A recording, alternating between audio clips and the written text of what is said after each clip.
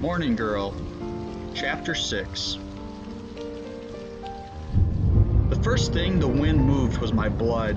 It ran faster in my arms and legs, pushing against the skin, warning me. I looked east, where the sky was barely turning pink, and instead of being pale, the clouds were the color of dark boulders scattered on a wet beach. The rain, when it came, didn't fall in the proper way, but rushed to the west, fast as a flock of sparrows chasing a hungry gull from their nests. Soon the fronds of the palms and the grasses in the marshy place behind our house were straining in that same direction. The land tried to flatten itself, to become so smooth that the storm could slide across it quickly without hooking onto anything. I had been outside studying the sky from our cassava patch, had watched the stars drown one by one, and had felt the pull of the storm's toe myself. Our house, just across the short grass from where I lay, leaned and groaned, begging to go. In a flash of lightning, I saw my father standing in the doorway. His hair was flying in all directions at once.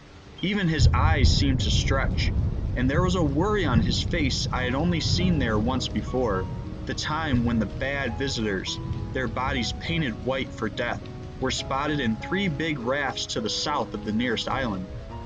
My father called to my mother, and she appeared beside him, holding to his waist with both arms. Next to her, Morning Girl was excited. "Star Boy!" my mother shouted over the wind. She turned her head from side to side, shielding her eyes from the rain with her hand, searching for where I might have gone. "I'm here!"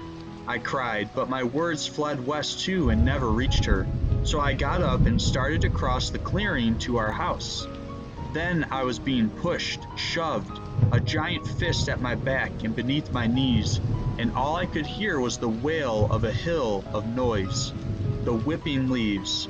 Sand stung my face, but by squinting I could see Morning Girl pointing in my direction. My father got down on his hands and knees and crawled toward where I was headed, dragging himself forward by reaching first for a stump, then for a rock.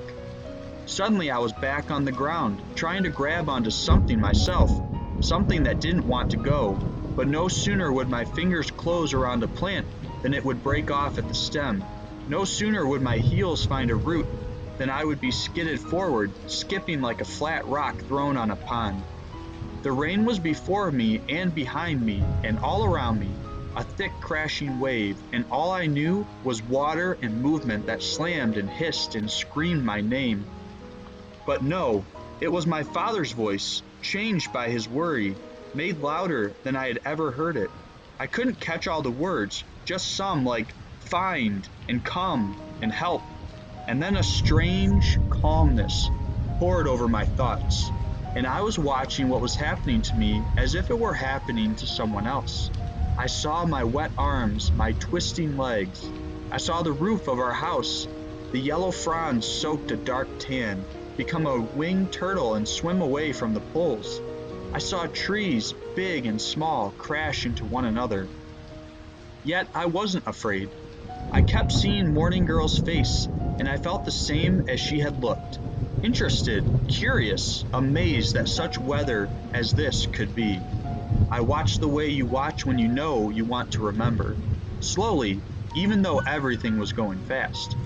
Carefully, even though everything was confusing. In some part of me, I thought that if I noticed each piece of what I saw, I could someday put it all together into a story. Far away from where I watched, my back was scratched, my hip was bounced on a stone, my chest was squeezed so tightly that it was hard to breathe. Far away from where I listened to the howl of the wind, mixed with the shrieks of the birds, I knew I was heading toward an area of the island where no grasses grew, where the coral was sharp and dangerous. Far away from where I loved this storm, I realized it could hurt me. Yet there was no time to be scared and too much to see to close my eyes. I didn't want it to stop. To my right was a very large tree, a special tree with fingers that dug into the earth. Usually the higher branches were filled with red parrots. It was a place people sat under during important times. The trunk was so broad, the bark so old and carved, that you could find in its designs the faces of all the people who have ever died, if you needed to talk to them once more. We went there to look for the new sister when she didn't come home, and there she was, not far from my grandfather. Even in the dim gray light, even with the thunder in my ears, even when I lost the sense to know up from down, I could see that I was coming closer and closer to that tree.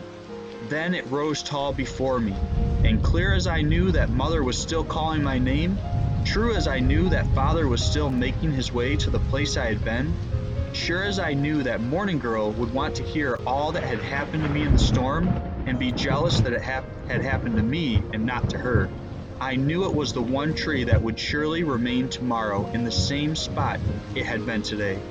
I couldn't exactly move my body where I wanted it to go, and I couldn't exactly stop it either, but by throwing my shoulders to one side, I managed to shift my course a little bit. So I did it again, and the fourth time my hand hit against one of the large tree's fingers. I grasped it and held on. A short time later, the wind retreated, as if it were sucking in a large breath in order to blow harder, and I took the chance to pull myself closer to the trunk. I was not alone there. Shells and flowers, even a bird and a blue snake were pressed into the deepest folds of the wood. By making myself very soft, by letting my back find its own way, I fit into a kind of shallow basket that I would have never noticed with my eyes. As long as I kept my balance, leaning toward the opposite direction of where the wind wanted me, I became part of the tree, another face looking out into the world, watching. With my ears so hard against the bark, I could almost hear the others arguing and joking, chanting and singing to themselves in their own language. The wind was angry that I had discovered how to stop myself. It slapped my cheeks and banged my head and pulled at my elbows.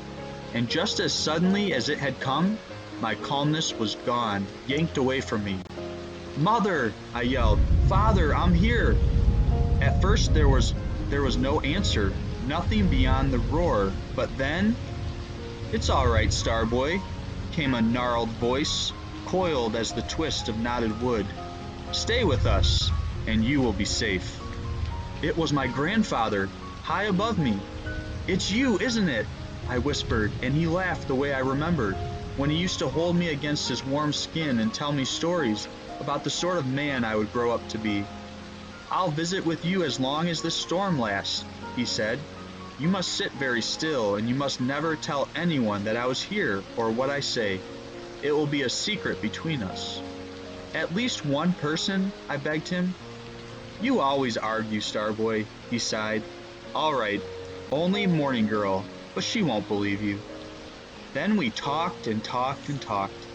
Later, when the rain once again began to seek the ground, when the palm fronds still attached to the trees could once again return to their usual shapes, when I caught sight of my mother running toward me through the tangle of broken branches, and heard my father promising her that they would find me soon, I thanked my grandfather and told him goodbye.